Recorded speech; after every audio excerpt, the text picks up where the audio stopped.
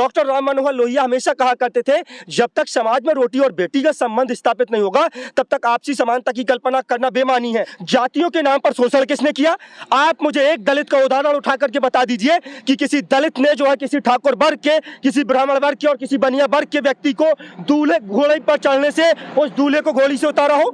मूंछ रखने को लेकर के किसी दलित ने उसकी मूंछ उखाड़ ली हो? आप किसी बस में सफर करेंगे तो बगल वाला आपसे आपकी जाति पूछेगा, आप अपना नाम बताएंगे लेकिन वो आपकी कुरेदने की कोशिश करेगा और कहेगा नाम के पीछे क्या लगाते हैं, पूरा नाम क्या लिखते हैं, ताकि वो ये समझ ले कि ये किस जाति का व्यक्ति है और इसको इज्जत कितनी देनी है। अगर कोई दलित वर्ग का लड़का किसी सवर्ण वर्ग की लड़की से लव मैरिज कर लेता है, प्रेम विवाह कर लेता है, तो उसकी ऑनर किलिंग हो जाती है और उसको मौत के घाट उतार दिया जाता है। दूल्हा यहीं से ज्यादा 40 किलोमीटर दूर अलकराम जाटव जो दलित समाज से आता है, वो दूल्हा जब घोड़ी चढ़ना चाहता है तो सामंतवादी विचारधारा के लोग उसको घोड़ी चढ़ने से इनकार कर देते हैं और कहते हैं दलित वर्ग जो है वो घोड़ी नहीं चढ़ेगा। बिहार में हो रहे जातिगत जनगणना पर अब रोक लग गई है। मामला जब पटना हाई कोर्ट पहुंचा, वहां पर याचिका दायर की गई कि जो जातीय गणना है उसको बंद कर दिया जाए, रोक दिया जाए। तो बिहार की जो पटना की हाई कोर्ट है उसने उस पर रोक लगा लिया। फिलहाल उसकी सुनवाई होगी अगले महीने। अब देखते हैं क्या नतीजा आता है। लेकिन बिहार में हो रहे उस जातीय जनगणना को लेकर के यूपी में बहुत सारी उम्मीदें थी कि जब बिहार का वो आंकड़ा सामने आएगा, बिहार में वो जो जातिगत एक बहुत ही महत्वपूर्ण आंकड़ा है वो सामने आएगा, तो यूपी में क्या प्रभाव पड़ेगा। और यूपी में जो विपक्ष की पार्टियां हैं जो 85 और 15 की बात करती हैं, जो बहुजनों की बात करती हैं, उन नेताओं को बड़ी उम्मीदें थी उन पर कि ऐसी वो आगे अपनी रणनीति पर काम करेंगे। लेकिन जब बिहार में जब रोक लग गई तो बातचीत करने के लिए मेरे साथी पत्रकार इमरान मौजूद हैं। इनसे बातचीत करते हैं और समझने की कोशिश करते हैं कि बिहार में जो गिनती बंद हुई है यूपी में क्या प्रभाव पड़ेगा। स्वागत है इमरान। बहुत बहुत शुक्रिया, आपके सभी दर्शकों का बहुत बहुत शुक्रिया। बिहार में गिनती हो रही थी, बहुत सारी उम्मीदें थी, 85-15 की बात सामने आती, उस संख्या को, उस बहुजन संख्या को वह हक अधिकार सम्मान मिलता जिसके लिए कहीं ना कहीं वो वंचित हैं। वो तबका बहुत बड़ा तबका है लेकिन संसाधनों से वंचित है। कैसे देखते हैं कि रोक लग गई है वहाँ पर? बिल्कुल, मैं बताना चाहता हूं कि बिहार लेन बाबू जगदेव प्रसाद कुशवाहा का एक नारा था, 100 में से 90 शोषित, शोषितों ने ललकारा है, धन धरती और राजपाट में 90 भाग हमारा है।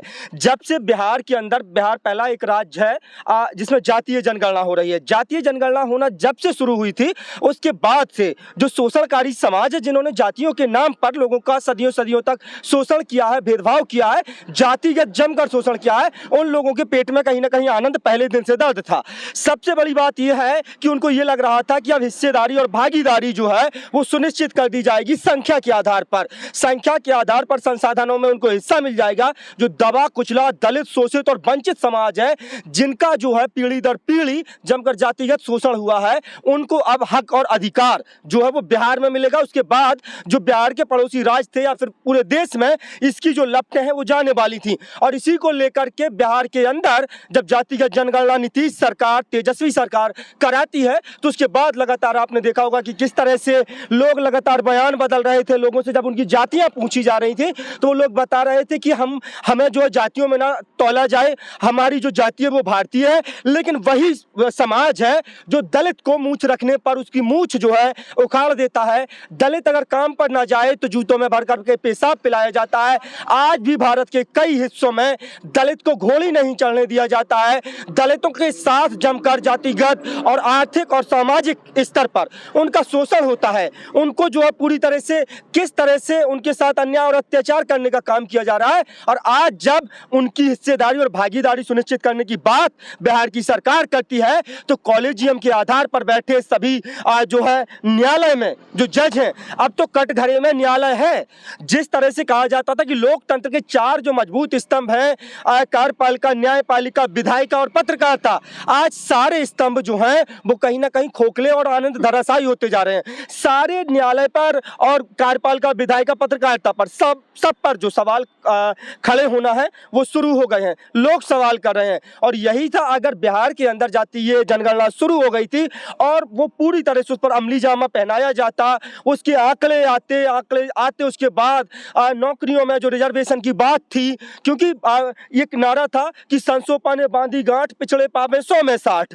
तो जो पिछड़ों का आंकड़ा है, इस देश में सबसे बड़ी जो लॉबी है, एक सबसे बड़ा आंकड़ा है वो पिछड़ों का है। पिछड़े समाज को जिसको 27% आरक्षण दिया जाता है, उसके बाद भी उसका आरक्षण जो है 15% के लोग जो वो खा जाते हैं। अभी 69,000 की जो भर्ती हुई 2018 में, जो शिक्षक भर्ती है, उसमें एक बड़ा घोटाला सामने आया है, जिसमें पिछड़ों के आरक्षण पर जो है सवर्ण वर्ग के लोगों ने उनकी कुर्सियां जो है उनकी सीटों पर कब्जा कर लिया है। तो कहीं ना कहीं जो है उसके बाद जो सामंतवादी विचारधारा के लोग थे, जो मनुवादी विचारधारा के लोग थे, उनके पेट में दर्द उठना लाजमी था। और दर्द ऐसा उठा है कि अभी जो है सरकार गिनती पर जो है रोक लगा दी गई है हाई कोर्ट की तरफ से। पटना हाई कोर्ट ने अभी जो मामला सुरक्षित रखा और गिनती पर रोक लगा दी है। बहुत बड़ा तबका था जो बहुत खुश हो रहा था, वो कह रहा था कि हमारी जीत हो गई है। जो हमने याचिका दायर की थी, जो रोक लगाने की याचिका थी, जो समाज को बांटने का काम हो रहा था, जातियों के आधार पर जातियों की गिनती करवा रही थी बिहार की सरकार, एक जातिगत बढ़ावा दे रही थी, वो बंद हो गया, हमारी जीत हो गई है। मुझे आनंद एक बात बताइए, आप जब जातियों में बांटने की बात करते हैं तो मुझे लगातार मतलब जो यही कहना पड़ता है, जातियों के नाम पर शोषण किसने किया? आप मुझे एक दलित का उदाहरण उठा करके बता दीजिए कि किसी दलित ने जो है किसी ठाकुर वर्ग के, किसी ब्राह्मण वर्ग के और किसी बनिया वर्ग के व्यक्ति को दूल्हे घोड़े पर चढ़ने से उस दूल्हे को घोड़ी से उतारा हो? मूछ रखने को लेकर के किसी दलित ने उसकी मूछ उखाड़ ली हो, किसी ठाकुर ब्राह्मण और बनिया की? अरे मेरे भाई, शोषण किसने किया है? वही शोषणकारी समाज। मैं बुंदेलखंड के जिस हिस्से में खड़े होकर के आपसे बातचीत कर रहा हूं, ये बुंदेलखंड इतना पिछड़ा इलाका है जहां आए दिन एक दूल्हा यहीं से ज्यादा 40 किलोमीटर दूर अलखराम जाटव जो दलित समाज से आता है, वो दूल्हा जब घोड़ी चढ़ना चाहता है तो सामंतवादी विचारधारा के लोग उसको घोड़ी चढ़ने से इनकार कर देते हैं और कहते हैं दलित वर्ग जो है वो घोड़ी नहीं चढ़ेगा। आज जो है मूछे रखने पर दलित की मूछ उखाड़ ली जाती है और वो वर्ग खुश हो रहा है, वो अपने आप को भारतीय बता रहा है। मुझे समझ में नहीं आता है, ये जो भारतीयता का जो ढोंग रच रहे हैं, सभी भारतीय हैं, लेकिन जब कास्ट सेंसेक्स की बात आती है, जब जाति की बात आती है, तो इसी देश में सारे मतलब जो है तहसील खुले हुए हैं और तहसील में जो है एसडीएम और कलेक्टर जो है ठप्पा लगा के देते हैं और जाके जाति प्रमाण पत्र बनता है।